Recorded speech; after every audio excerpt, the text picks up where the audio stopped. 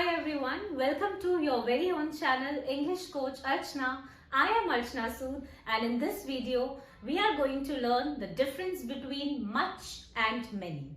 ये टॉपिक एक ऐसा टॉपिक है गाइस जो कि काफी लोगों को कंफ्यूज करता है। मैंने देखा है कि कुछ लोग अदरवाइज जो लैंग्वेज में काफी ज्यादा प्रोफिशिएंट हैं, जिनकी अच्छी पकड़ है इस लैंग्वेज में, वो भी कहीं ना कहीं मात खा जाते हैं। तो चलिए इस वीडियो के माध्यम से हम ये समझने की कोशिश करते हैं कि आखिर ये गुत्थी है क्या, what is much and what is many and how do we actually differentiate between the two। चलिए इस पर्टिकुलर कॉन्सेप्ट को हम क्विकली एग्जांपल्स के थ्रू समझने की कोशिश करते हैं। सबसे पहले पकड़ते हैं हम many। Before I start explaining this topic, ये बहुत ज्यादा जरूरी है आप लोगों के लिए समझना कि नाउन अर्थात संज्ञा क्या होती है, क्योंकि मैनी जो है वो काउंटेबल नाउन्स के साथ यूज किया जाता है। काउंटेबल मतलब जिनकी गिनती की जा सके। तो जिन भी चीजों को हम गिन सकते हैं, जिनको हम नंबर दे सकते हैं, जैसे 1 2 3 4, तो ये सारी की सारी जो एग्जांपल्स होते हैं वो काउंटेबल नाउन्स के होते हैं। For example, if I tell you कि मेरे पास बहुत सारी किताबें हैं, तो अगर आप मुझसे पूछो कि आपके पास कितनी किताबें हैं, तो मैं आपको बता सकती हूँ कि मेरे पास 120 किताबें हैं। तो इस तरीके से बुक्स को काउंट किया जा सकता है। तो ये हुई काउंटेबल नाउन्स। इसी तरीके से मच को समझने के लिए हमें समझना होगा कि अनकाउंटेबल नाउन्स क्या होते हैं। जैसे कि नाम से बिल्कुल क्लियर है, अनकाउंटेबल नाउन्स वो वाले नाउन्स अर्थात वो वाली संज्ञा होती है जिन्हें गिना नहीं जा सकता। For example, how much water do you drink in a day.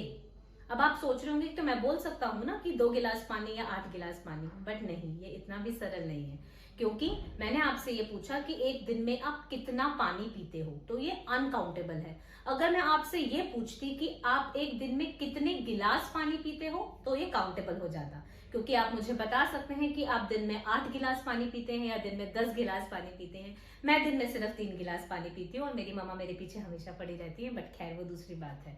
Okay guys, so I hope this is very clear to you that what is the difference between much and many। और इसके लिए हमें ध्यान रखना होगा difference between uncountable and countable nouns.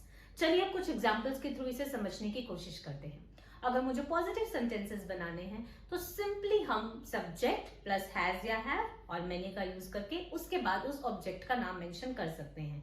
For example, I have many friends, और I have many clothes, और I have many pairs of shoes।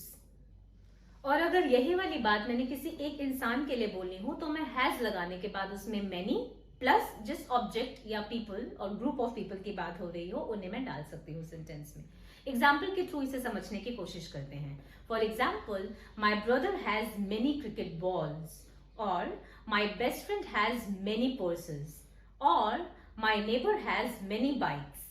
सो क्योंकि मैं उन बाइक्स को गिन सकती हूँ, मे बी उसके पास 6-8 बाइक्स हैं जो कि एक साधारण नंबर से ज्यादा ही हैं, तो उसको हम मैनी की कैटेगरी में डाल सकते हैं। हिंदी में मैनी को बहुत सारी बोलते हैं, right. I hope this example is clear to you. इन्हीं सेंटेंसेस को जब नेगेटिव बनाना हो तो हम डोंट या डजंट का प्रयोग करते हैं। For example, I don't have many books, I don't have many pair of shoes, और I don't have many purses. अब अगर यही एग्जाम्पल मैंने किसी एक सिंगुलर सब्जेक्ट के लिए देना हो तो डजन का प्रयोग करेंगे। My mother doesn't have many saris, और my elder sister doesn't have many books, और my brother doesn't have many classes today.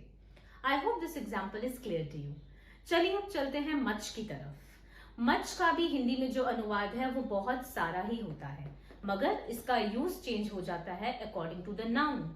जैसे कि मैंने आपको वीडियो के पहले हिस्से में बताया था कि मच केवल अनकाउंटेबल नाउन्स के साथ यूज किया जाता है, तो इसमें हमारा ऑब्जेक्ट जो होगा वो अनकाउंटेबल होगा।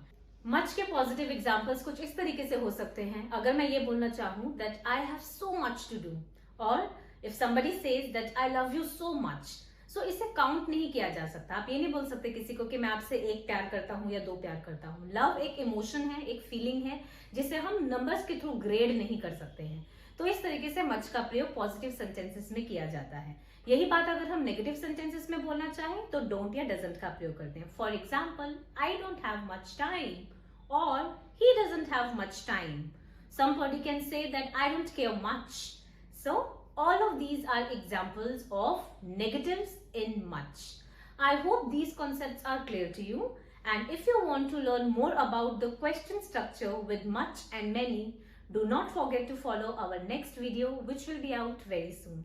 Till then, please keep learning and loving English. Bye bye.